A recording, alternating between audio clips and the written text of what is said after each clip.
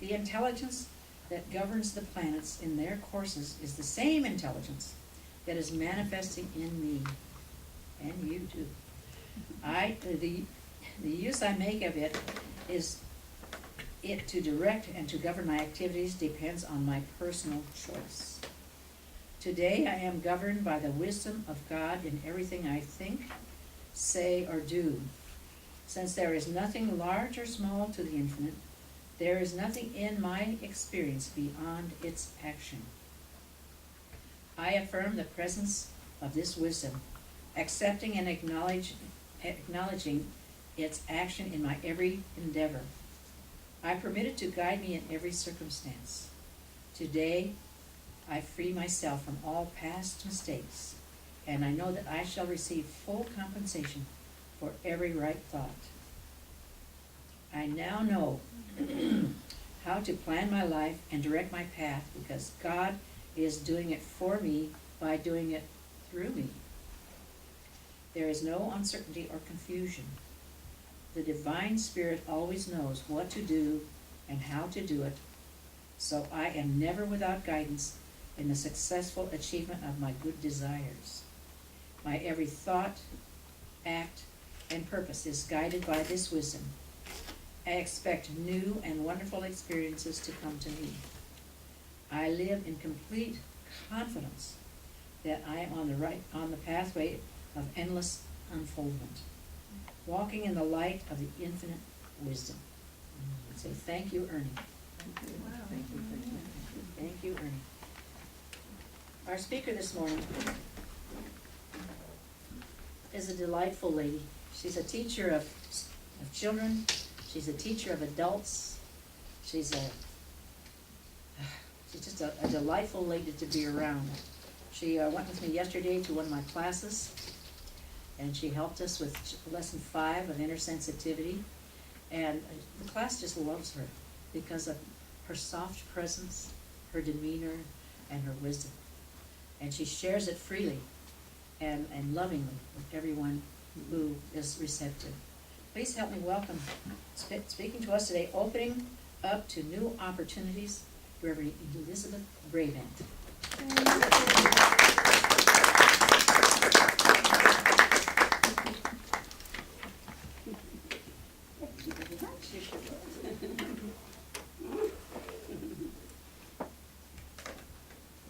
Mary Ann does wonderful work with the classes that she does, too. She's the one really that deserves the applause for everything she's doing. I just get to go occasionally. Well, opening up to new opportunities. What a wonderful title. I love that title. But we, being the Christ that we know we are, each and every day are given successful ideas for our life. And all we have to do is ask. And sometimes we're given those ideas even before we ask, which is a wonderful thing. So we need to open ourselves to these new opportunities. And as I was thinking about it, I like to try, when I can, to make at least 3 major points and talk about them. I think I'm the only one that does that of anybody. I just could not get an A in that speech class and not continue to use the methods that we used in it. At any rate, so first of all, one of the things we need when we are receiving all those opportunities is self-confidence. And secondly, we need to be inspired by God as we move along through life. And of course, we have our Christ self, who is inspirational for us at all times. And then we do become something that's very important. We become possibility thinkers. And I'm going to tell you a little bit about this book about possibility thinking a little bit later. So, first of all, the self-confidence means that if we don't have self-confidence, we're not gonna let a lot of really good things into our life.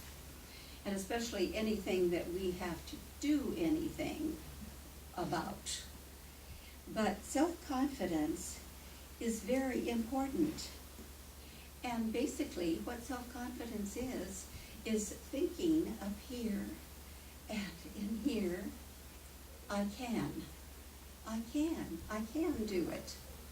Not I can't, but I can.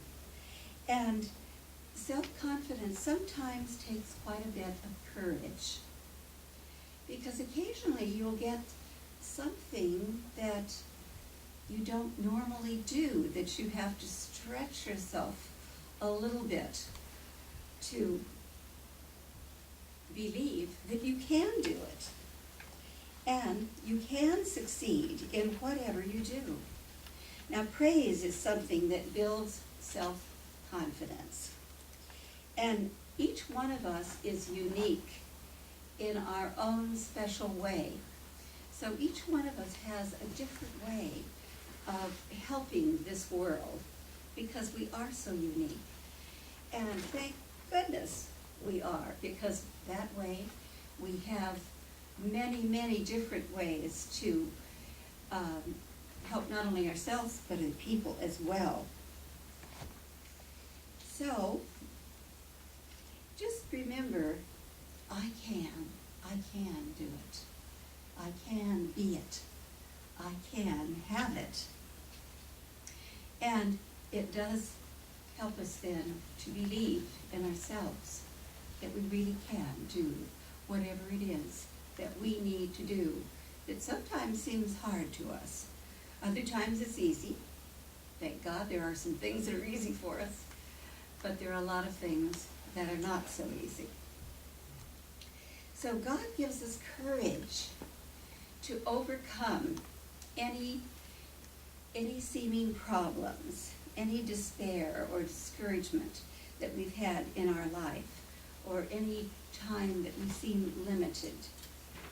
All we have to do is call on our Christ self, God through us, and we are guided and led to the way that is easiest and best for us to do this for other people, and with other people sometimes. So then we're inspired. We're inspired by God. Our Christ self here at the teaching is a wonderful inspiration in whatever we do. So we change our thinking sometimes, and we need to change our thinking sometimes to I can, not I can't, or it's hard, or this is too much trouble, or you know all the things that can appear in our minds that don't help us to go ahead and express and do what we really know we can do and want to do. I love the Psalms. How many of you like to read the Psalms in the Bible? Sometimes when I'm meditating, I will get the Bible and open to a psalm and meditate on that particular psalm. There are some wonderful ones there to meditate on. And there were a couple of them that I found that just really worked very well for this morning. So, we are becoming then also possibility thinkers. And let's see, I think I may have lost those there. Here we go. I have to go back. Here are the Psalms that I wanted you to hear. And the first one is Psalm 52:8, and it says, I trust in the steadfast love of God. That's a great one to just have in your mind all the time. And we can release our problems, our concerns, and trust our Christ self to help us move through these areas. Another one that I love is Psalm 37:3-5. 3-4. Quote, "Trust in the Lord and do good, and he will give you the desires of your heart," end quote. That's a pretty important one to have in our mind also. But it's wonderful to meditate on some of the Psalms. If you don't particularly have a theme sometime, open your Bible and turn to the Psalms and find one that you would like to meditate on, because it's a wonderful way of getting new information and lifting yourself to a new level. So we know that the universe supports us in all we do. There are a lot of churches that don't know that, but here at the teaching, we do know that we are supported by the Christ in all that we have to do. And that helps us feel safe and secure with this knowledge. Well, we also become possibility thinkers. Do you know what a possibility thinker is? Have you heard of possibility thinking? Well, I had the fortune really to have a cousin that lived close to Robert H. Schuler's church. And he, as far as I know, started the possibility thinking movement. This particular book is Move Ahead with Possibility Thinking, and it's a wonderful little book. And he's gone on to heaven, to his reward now, and he certainly deserved one for all that he brought into the fold. Let me just read a couple of things in here, because our possibilities are unlimited.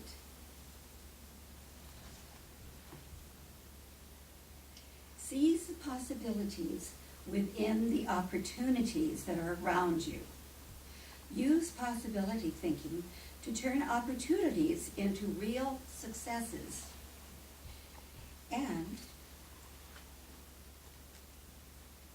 inner conflict can be lifted by generating positive thoughts in your mind, thinking in positive ways.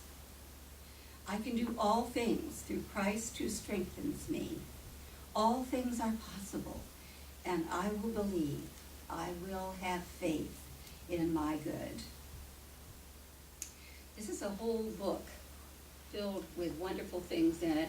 And although, he isn't alive anymore, I do believe that you could probably find this book online, because it's been such a good one for any of us that have read it. But possibility thinking, let's talk just a little bit more about it here, because we have so many possibilities in our lives. They are so many that we often don't think of all of them. But often we do too, and our Christ self leads us to that. And I know you've heard me speak of the Methodist Church that at least some of you have, that I went to when I was a youngster, junior high, high school, college, and even as a young adult. And the people that were counselors for these groups were some of the best people I've ever known. They had been teachers themselves, but they were also our counselors. And they gave each one of us the idea that whatever it was we wanted to do in this life, we could do. Well, I didn't know what I wanted to do in this life, but as I thought about it more and more, and thought about the people that had inspired me the most, other than my parents, who also did, of course, I decided I wanted to be a teacher. They had been teachers, and they had said I could do it. They knew me better than I knew myself, probably. And it wasn't just me that they encouraged, because we had a group of about 25 to 30 people that were there most of the time, every Sunday. And it wasn't, we would go to church and then we would go to these meetings. And so they didn't just encourage me, they encouraged everyone in the group. And they did a very good job of it, I think. Now, my parents had really never said anything about going to college because it just wasn't even in their mind. My mother finished the 6th grade. That was all that was possible where she lived in Norman, Indiana, a little teeny town of about maybe 25, 30 people. And my dad, he lived in a larger town, but I think maybe he went through either the 7th or 8th grade. But they didn't even go to high school, either one of them. So of course, they really had never thought about sending me to college. But when I came home and I said, I'd like to go to college. I'd like to be a teacher, I think. And with these wonderful, wonderful counselors that were all teachers, I can see why I wanted to be a teacher. I know, gee, if it would make me half as good as these people are, I think that's what I need to do. And so I did run it by my parents because I needed them to agree with me. And my dad said, even though he hadn't had that much education, he'd been extremely successful. He said, we'll help you financially. So that's great. I need some help financially. I was not very old at the time and certainly didn't have much money. And they did. They helped me all the way through all 4 years of college. And I went to Cal State, Los Angeles. Now, it seems like they change these state college names all the time, so I'm not sure if that's still the name, but it's the one that's in Los Angeles, so it's the one that I went to and finished all of my work and student teaching. Now, they used to have student teaching be just 6 months, so you'd have 2 different classes, an upper one and a lower one, and I actually ended up with a 2nd grade and a 5th grade, even though I always did want to teach 1st grade or kindergarten or 2nd grade. But at any rate, I did get the training I needed, and so after that training, I had some friends. I lived in metropolitan Los Angeles, the Huntington Park area, which is right next to Southgate. So right now, now Southgate is not a good area to be in. At that time, it was a fine area. And I started teaching there. I only taught for a year and a half because I also got married when I was 21. And I got pregnant. And of course, when you get, at least at that time, when you got pregnant, you were supposed to let them know and you were not supposed to be teaching. So I got by with about 6 extra months. It was my first child, and you don't expand as fast with your first one as you do maybe with your 2nd or 3rd. But at any rate, I was so happy that I was able to do that, and that I had all of that support from the church as well as from my parents. My parents were wonderful people, they really were. They just didn't have quite the knowledge that the counselors that are my extra parents, I call them. So they had, and the fact that they were teachers also, I think, made me want to be a teacher. So, at any rate, so I did gain in self-confidence myself. And it took courage to go to college because no one in my family had ever gone to college or even finished high school for that matter. And of course I did finish high school first and then went on to Cal State Los Angeles, or whatever it's called now. But also, I was inspired by God. Now, I didn't know at that particular time what my Christ self was, but I certainly knew about God. And I was always guided and directed by God. When I asked, whatever it was I needed always appeared in a way that I could accept it and love it. So I was inspired even before I knew that I had a Christ self and an I am self and all the different selves that we know about here at the teaching. And all the opportunities did come to me. And the opportunity to go to college, of course. I completed college and of course, my parents were really proud. But I also invited the counselors that had really been the ones that said, you need to go to college. And just being who they were is the reason I did go. So,